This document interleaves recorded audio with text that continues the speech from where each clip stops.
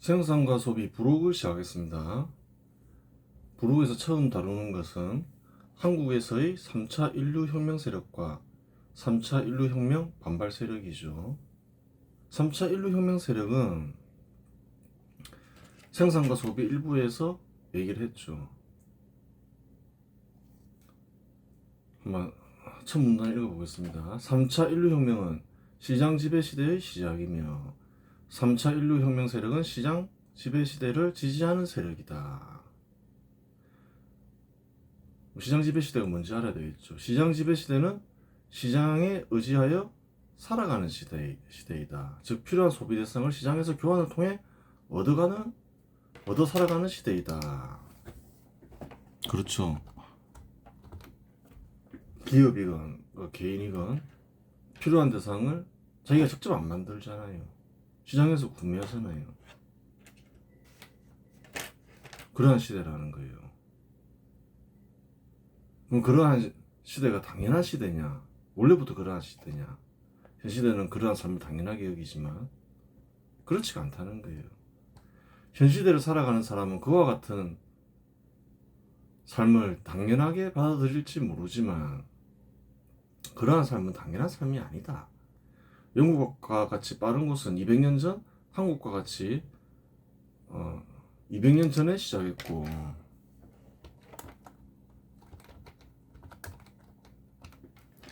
빠른 곳, 한국과 같이 늦은 곳에서는 60년이 채 되지 않은 삶이다.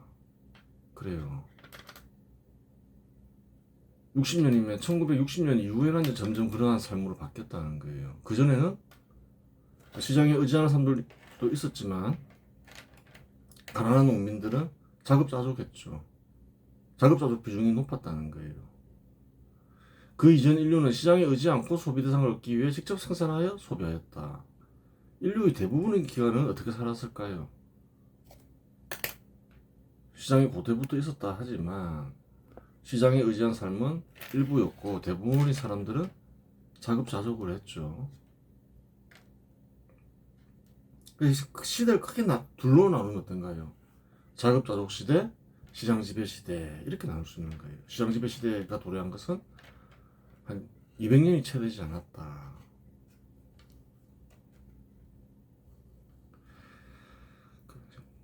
그러면 현 시대를 잘 이해해야 돼요. 현 시대를 사는데 자기가 사는 시대를 모르면 어떡하나요? 그 정도는 알아야죠.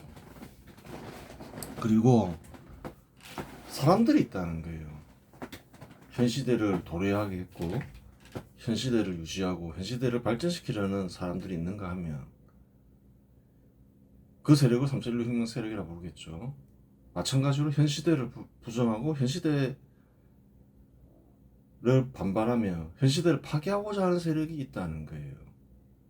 그 세력이 3차 인류혁명 반발 세력이다. 한국에도 전 세계적으로도 그와 같은 세력이 있고 한국에도 그와 같은 세력이 있다는 거예요. 있잖아요. 그건 뭐 눈으로 다 드러나잖아요. 현 시대를 이해하기 위해서는 한국에서 일어나는 일들을 이해하기 위해서는 현 시대를 모르고 또 현 시대를 있게 하는 3차 인류혁명 세력을 모르고 그에 반발하는 3차 인류혁명 반발 세력을 이해하지 못하면 이해가 안 된다는 거예요. 왜 저 사람들은 저런 걸 하고 있냐? 태극기 집회 저런 걸 하고 있냐? 왜 저 사람들은 촛불 집회를 하고 있냐? 저렇게 갈등을 일으키느냐? 한쪽은 3차 인류혁명 세력이고 한쪽은 3차 인류 반발 세력이기 때문에 그런 거예요. 예전에는 3차 인류 반발 세력이 대놓고 이를 드러내지 않았지만 근래 들어서 좀 힘이 커지자 대놓고 이를 드러내죠. 그러니까 또 강력한 세력이 등장하는 거예요. 알아야 된다는 거예요. 그래야 이해가 된다는 거예요. 자기가 사는 시대 정도는 알아야 될 거 아니에요. 시장 지배 시대가 도래하기 위한 조건이 있다. 우선 그러한 시대를 실현하고자 하는 사람들이 있어야 하는데 그러한 사람들을 3차 인류혁명 세력이라고 규정하였다. 3차 인류혁명 세력은 상공인이 중심이 된 세력인데 당시에는 신분제도가 있었고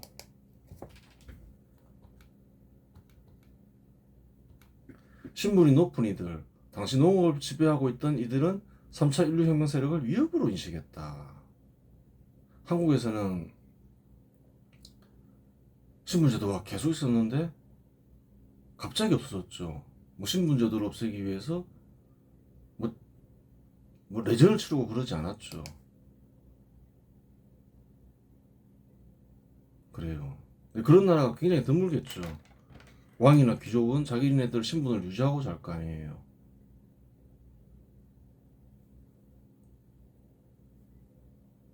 전쟁이 일어났겠죠. 그래요. 그러면서 신분제도가 폐지가 되었다는 거예요. 근데 신분제도를 폐지를 위해 앞장섰던 이들이 상공인들 있죠. 차별받던 신분이 낮은 농민들도 참여를 했고, 신분이 높은 이들, 즉 이들은 시장 지배 시대 초기 3차 인류혁명 반발 세력이 되었다. 이들은 정부 권력을 지배하며 상공업이나 금융업을 자신들이 통제해야 한다고 생각하고 실제로 통제하였다. 한국인들은 조선을 생각하면 되죠.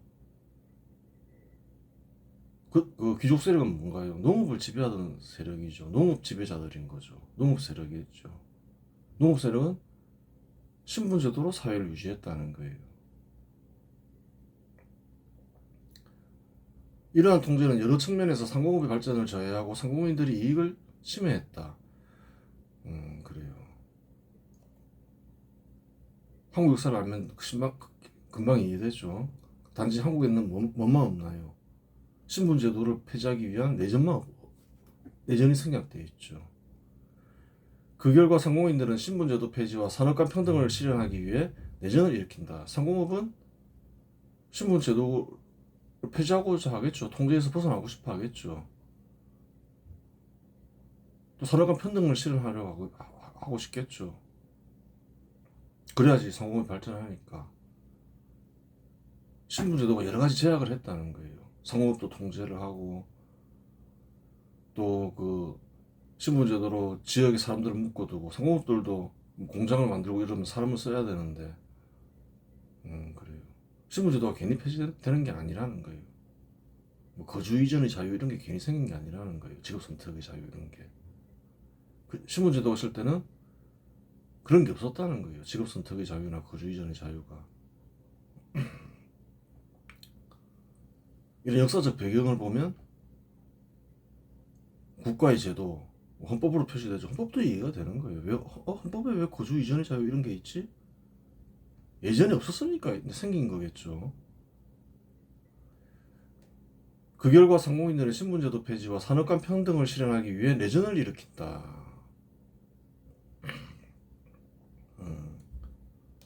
그래요. 유럽에서 성장한, 아시아에서 성장한 상공인들이 아니죠. 대표적인 사건에는 1942년과 1651년 사이에 있었던 영국 내전과, 그래요. 그것도 크로멜이 중심이 됐죠. 수십만 명이 죽었죠. 1618년부터 1648년까지 벌어진 네덜란드의 30년 전쟁이 있다. 그래요. 독립전쟁을 하죠. 도시에서 성장한 상공업 세력이 스페인을 상대로 내전도 하고 전쟁도 하고 그랬다는 거예요. 30년 동안 전쟁하고 그랬다는 거예요. 이 시대가 그냥 도래한 시대가 아니라는 거예요. 1861년에서 1864년에 있었던 남북전쟁 역시 같은 종류의 전쟁이다. 미국도 마찬가지잖아요. 그렇게 뭐 평화롭게 진행된 게 아니라는 거예요. 이 시대를 도래하기 위해서 노력한 애들이 있다는 거예요. 피를 흘리면서까지. 미국의 남북전쟁은 뭔가요? 남부는 노예제가 있었죠. 노예를 통해서 소득을 얻었죠.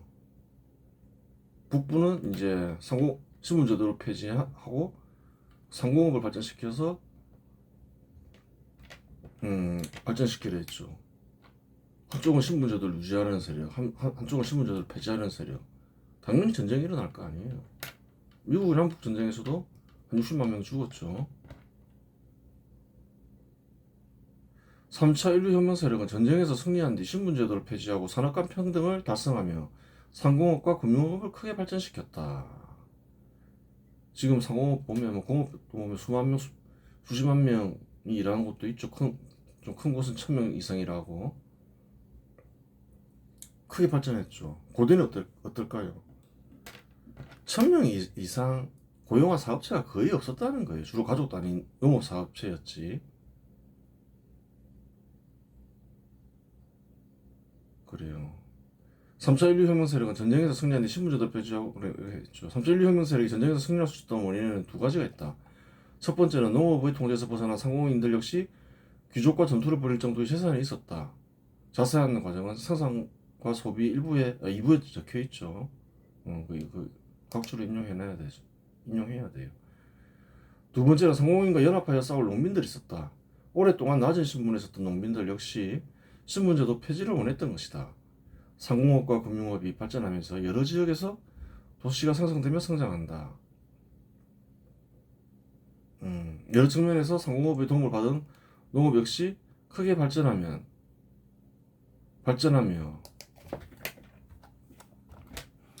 역사적으로 절대 빈곤에 시달리던 농민들 역시 절대 빈곤에서 벗어난다. 그리고 신분제도에서 해방되죠. 현 시대의 농민들과 농촌이 희생한다. 그런 얘기는 또 좌파에서들 퍼뜨리면서 농민들 자기 편으로 만들려고 뭐 퍼뜨리는데 거짓말이라는 거예요. 가장 가난했던 집단이 뭔가요? 세력이 어딘가요? 일반 농민이었다는 거예요. 조선시대도 보면 알죠. 한국에서는 보릿고개도 있고 자기가 생산해봤자 식량이 부족하고 또 낮은 신분이라서 차별받고 관리들은 농민들 불러다가 그 세금을 부과하고 세금 안 내면 패고 그래서 밀란이 많이 일어났잖아요. 동학 사태도 동학난도 그렇잖아요.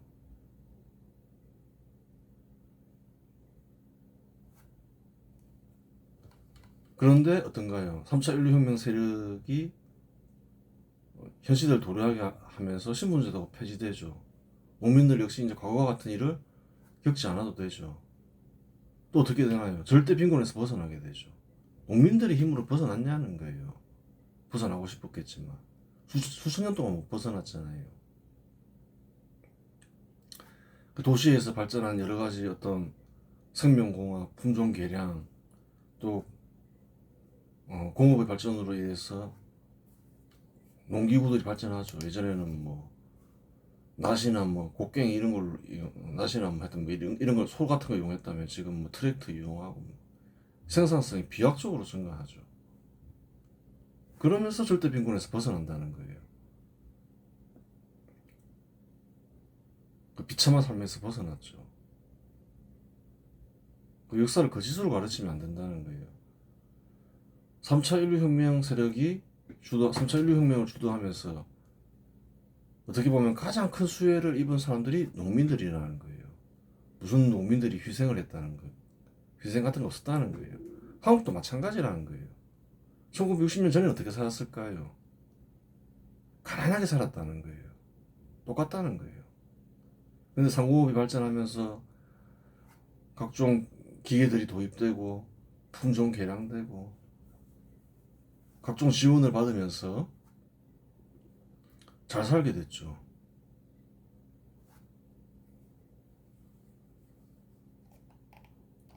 신분제도 누가 폐지시켜줬나요? 비참하게 살았잖아요. 가난하게 살면서 얻어터지고 세금으로 뜯기고 한국 사람들 이런 말 하기 싫지만 그것은 실질적으로 폐지된 거는 1960년 이후로 하더라도 제도적으로 폐지된 거는 일본이 주도해서 폐지시켜 준 거잖아요. 그것도 당연한 게 아니었다는 거예요.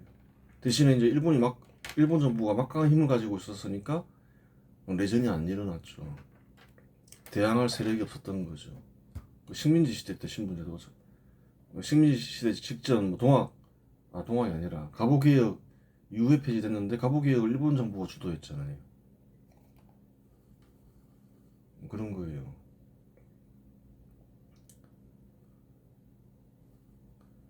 농업의 지배자들로서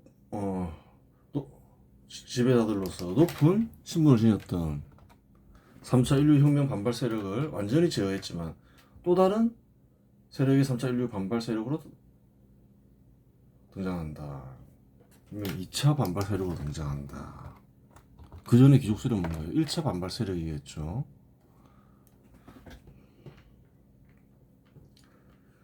반발을 물리치면서 현 시대가 도래하고 또 이제 유지되고 있다는 거죠. 그 세력은 일반 농민들이다. 이게 무슨 말이냐?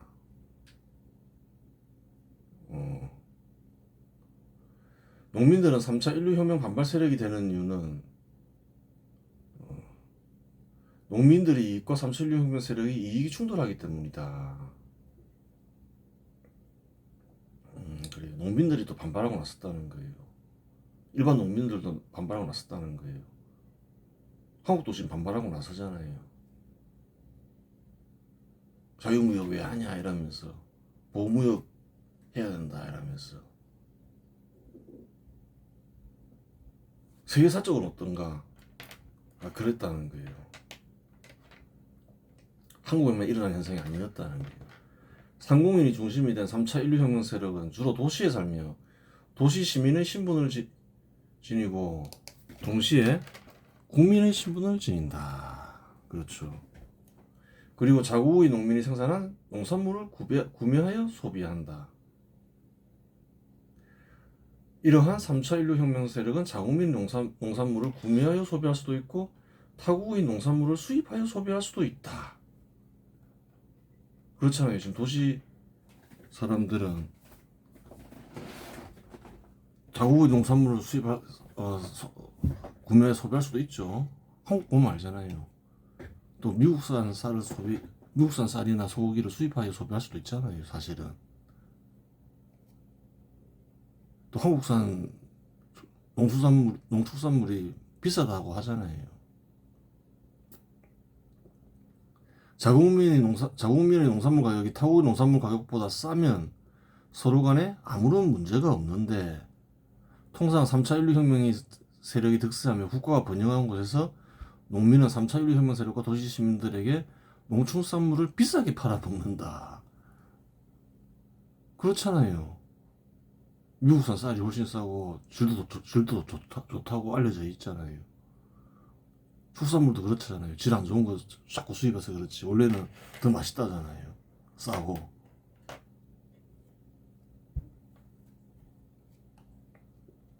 자국의 농축산물이 타국의 농축산물보다 통상 훨씬 비싸다는 말이다.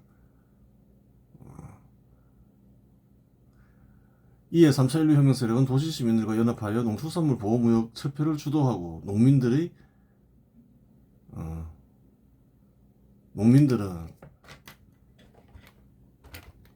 자신들의 이익을 지키기 위해 3차 인류혁명 반발 세력으로 변모한다. 이익 때문에 변모하는 경우죠. 근데 농민들이 3차 인류 반발 세력으로 늘 변모하는 건 아니에요. 변모하는 건 뭐 때문인가요? 농산물 가격이 비싸니까 그렇죠. 생산성을 강화시켜서 농산물 가격을 하락시켜서 아무런 문제가 없으면 도시 시민들과 충돌할 일이 없는 거죠.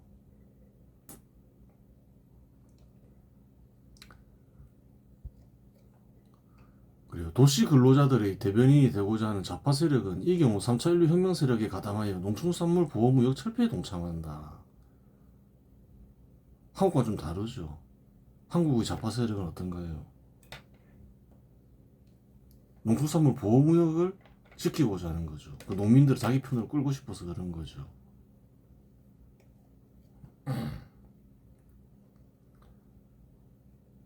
근데 원래는 어떤가요? 좌파 세력은 이 경우에는 3차 인류혁명 세력에 가담한다는 거예요. 왜? 원래 전통적인 좌파 세력은 도시 근로자들의 이익을 수익을 지키는 거잖아요. 그래서 자기 표를 만드는 거잖아요. 도시 근로자들을. 한국 좌파 세력은 사실은 뭔가요? 사쿠라 좌파 세력인 거죠.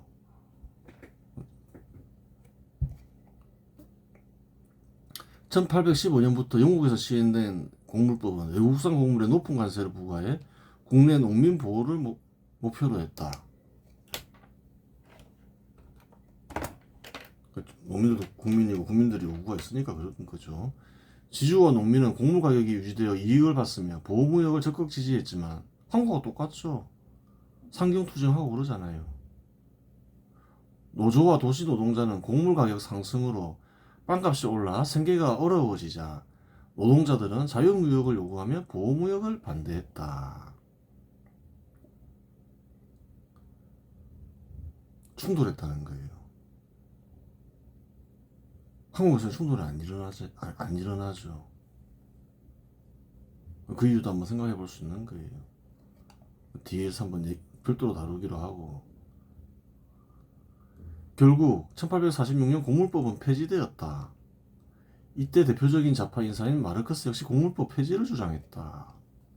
원래 정통 좌파는 농민들과 충돌한다는 거예요. 도시 근로자들의 이익을 대변하기 위해서. 물론 마르크스는 농산물을 비싸게 팔아먹는 농민들을 못마땅하게 생각한 것도 있지만 다른 목적도 있었다. 그게 다는 아니었다. 사실대로 다 적어주는 거예요.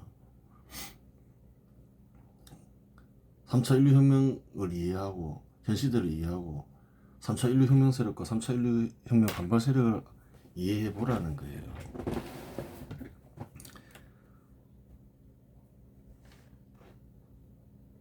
자유무역제도는 오래된 국민성을 해소하고 부르주아지와 프롤레타리아 사이의 적대를 극단까지 밀고 나가게 합니다.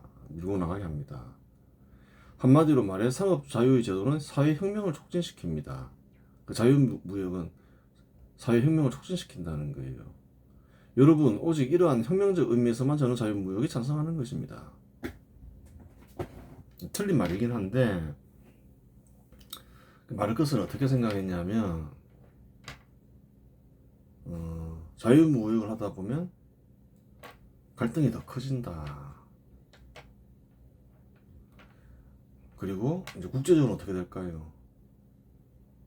교류가 강화되니까 연대하게 된다. 그래서 혁명이 가능해진다. 이렇게 생각했던 거예요.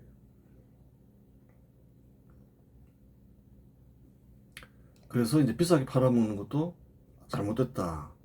이익을 줘서는 안 된다.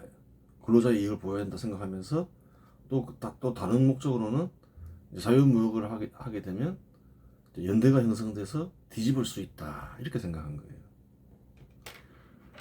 마르크스는 자유무역이 실현되어야 사업체 소유자와 근로자의 갈등이 극단에 이르고 전 세계 근로자들이 연대하게 되어 근로자를 위한 혁명을 일으킬 수 있다는 생각에 곡물법 폐지와 자유무역을 지지했다. 사실이죠. 또 정통 좌파인사들은 그래요. 그것을 지지한다는 거예요. 자유무역을 지지한다는 거예요.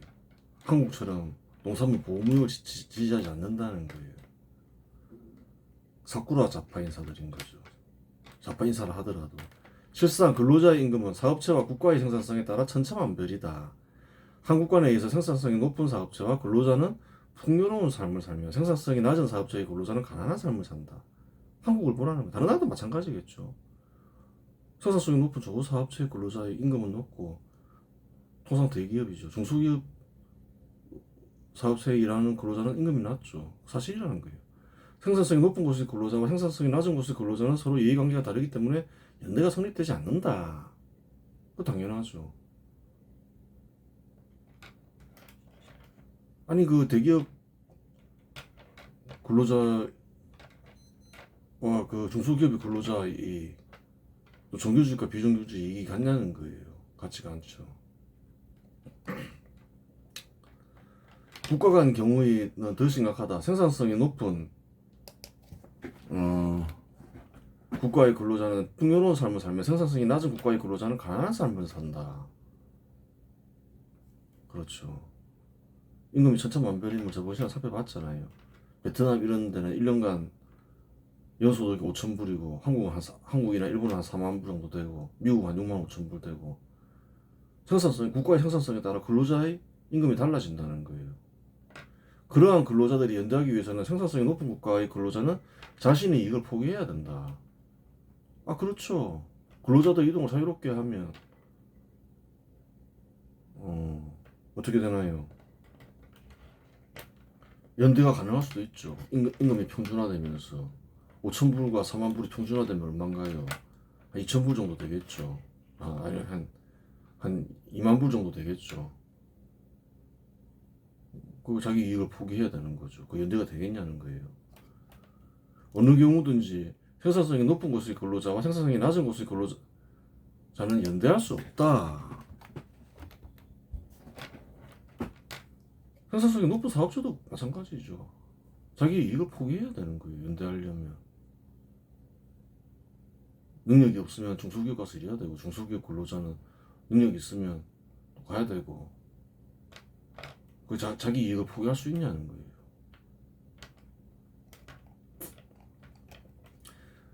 어느 경우든지 생산성이 높은 곳의 근로자는 얘기했고 시대별로 분석해도 마찬가지다. 그렇죠. 생산성이 높은 시대에 사는 근로자는 생산성이 낮은 시대에 사는 근로자보다 풍요로운 삶을 산다. 과거를 생각해 보라는 거예요. 제일 좋은 기업 하나 선택해서 3, 40년 전에 일하던 근로 환경과 임금 그 지금과 비교해 보라는 거예요. 한국 같은 경우는 현 시대가 과거보다는 그 생산성이 높으니까 더 좋은 조건에서 일을 하겠죠. 그러면 근로자의 대우와 근로자의 임금은 무엇이 결정하나요? 생산성이 결정한다는 거예요. 생산성 때문에 임금의 차별이 있기 때문에 한국과 내에서도 연대가 안 되는데 전 세계가 연대를 한다. 이게 망상이라는 거예요.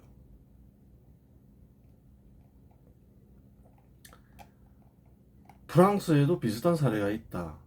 프랑스 정부는 유럽 공동체 시절부터 농민 보호를 위해 높은 관세와 보조금 정책을 유지했다. 그래요.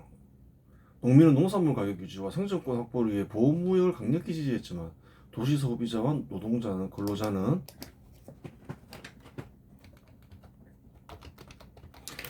식료품 가격 상승에 불만을 품고 자유무역 확대를 요구했다. 말했잖아요. 정통 좌파는 도시 근로자 이익을 보장하기 위해서 자유무역을 주장한다고.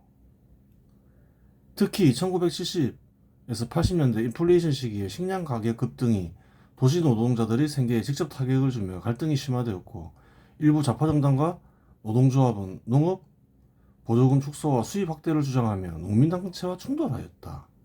이 정상이죠. 도시 근로자들이 이익을 보장하기 위해서는. 그래서 한국 좌파는 사쿠라 좌파라고 얘기하는 거예요.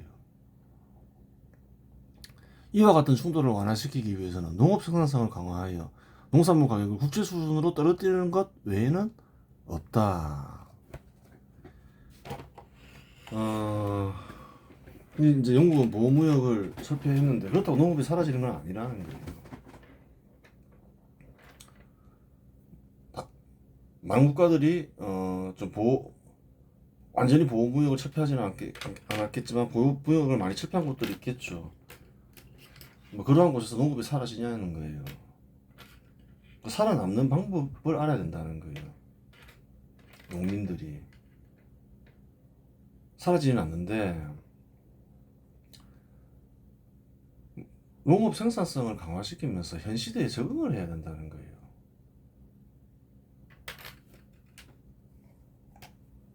한국에서 농업 인구는 5%가 되지 않죠. 한 4% 정도 되는 걸로 알고 있는데 도시민들이 비싸게 사주고 있죠. 근데 한국에서는 큰 충돌이 일어나지 않죠. 단기간 내에 한국이 발전해서 그래요. 단기간에 발전하면 농촌 세력과 도시 세력이 구별이 되지 않는다는 거예요. 그 말은 무슨 말이냐면 비싸게 팔아먹는 거를 허용해 준다는 거예요. 왜 허용을 해주냐? 그 이유를 알아야 되는 거예요. 한국의 도시 대부분 과반수 이상은 70% 이상은 어떤 사람들인가요? 도시에 살지만 기존에 있던 도시 세력이 아니라는 거예요. 무슨 말이냐? 70% 이상은 농촌에서 이주한 사람들이라는 거예요. 농촌 세력, 도시 세력이 구별이 되지 않는다는 거예요.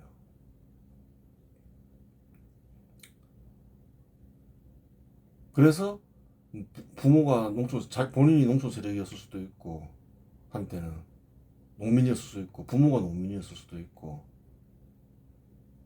그래서 어느 정도 비싸게 사지만 좀 비싸게 사주자, 이런 생각을 할 수 있기 때문에 큰 충돌이 안 생겼던 거예요.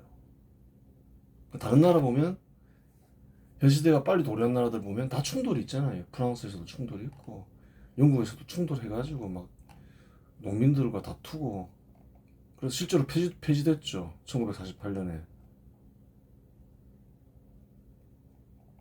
그래, 언제까지 비싸게 사주지 않는다는 거예요.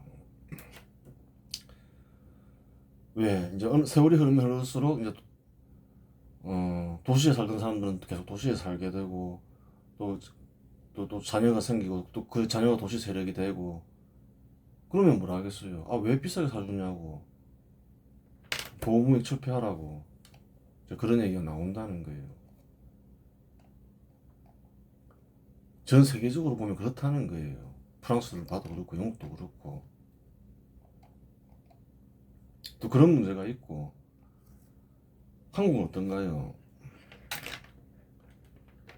미국만 따지자면, 미국이 엄청난 수십조, 수백조를 수출하죠.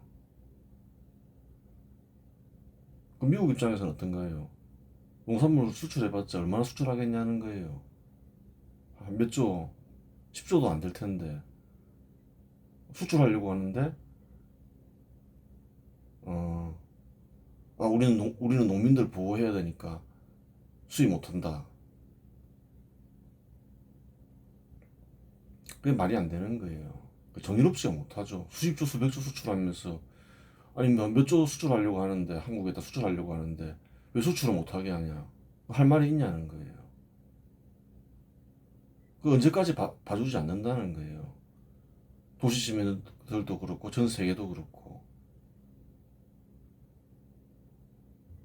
그 시간이 있을 때, 시간을 벌어줬을 때 생산성을 강화시켜야 된다는 거예요. 그래서 사실은 이와 같은 유사한 일이 20년 전에 있었죠. 그런데 정부 당국자 잘못이 크죠. 농업 생산성 강화 정책을 썼어야 되는 거예요.